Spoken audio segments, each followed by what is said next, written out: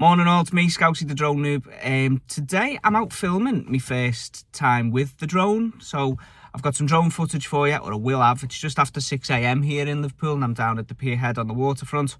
Hopefully we can get some nice shots, so wish me luck. Let's see how it goes. So hopefully the audio's okay. I've not got myself a decent vlogging mic and stuff yet, so I'm using my phone. But yeah, as you can see behind me, the sky is gorgeous. The sun is just coming up.